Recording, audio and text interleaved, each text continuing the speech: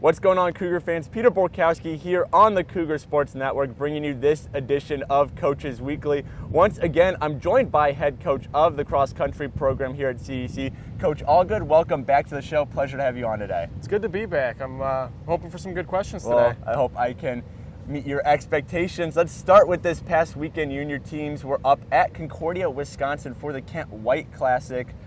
The men, they finished 5th out of the 6 teams there. Women were 4th out of 7.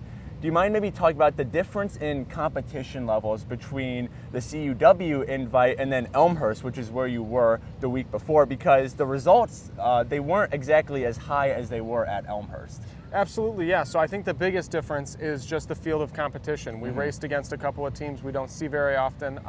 UW Lacrosse and UW Whitewater both had probably between 10 and 15 athletes on a side. So you're getting a lot of saturation in the race from one specific team, and that's what matters in a cross-country race, is you have the top 5 scoring members, you have the 2 displacement runners, but there's no limit, especially in an early meet. So you get a lot of displacement runners. So if there's one that's slightly better than our 1, 2, and 3, there's going to be plenty more, and that's kind of where you see the biggest difference in that there were just a lot more runners, and they were runners that we're not normally competing against, so it was a bit of a novel experience.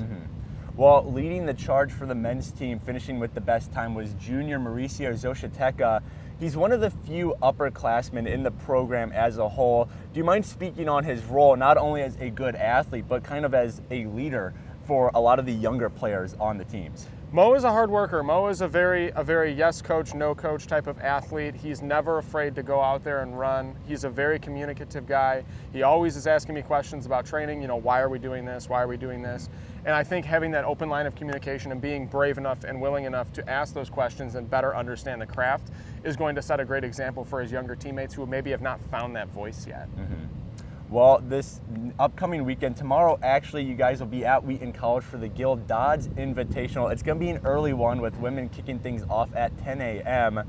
This is kind of more of a general question about the team as a whole, but how do you prepare for all of these different courses? Because not every course is made equal, and you're practicing here in River Forest on the track and around campus. So how do you get ready for Elmhurst one week, and then CUW the next week, and now this coming week you got Wheaton College?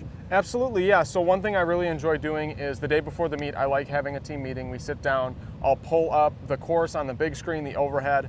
I'll talk about the aspects of the course that I am more familiar with, strategies that I have, and then I allow the upperclassmen like Mauricio and like Ernest and some of the other ones to really offer their advice. Here are things that we've experienced on this course. Here are things that you should look out for. Here's how we can tackle this and get the best result possible. I really want them to have that voice, and I really want there to be a strategic aspect behind what we do because we're racing at different courses every weekend.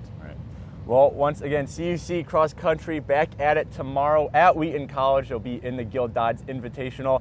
Women's team, they start at 10 a.m. The men's squad, they'll be at 10:45. Coverage for that meet, as well as everything CUC Cross Country, can be found at cucougars.com. That'll do it for this week's edition of Coaches Weekly. Thanks again to Coach Allgood joining me today. Good luck tomorrow at the meet.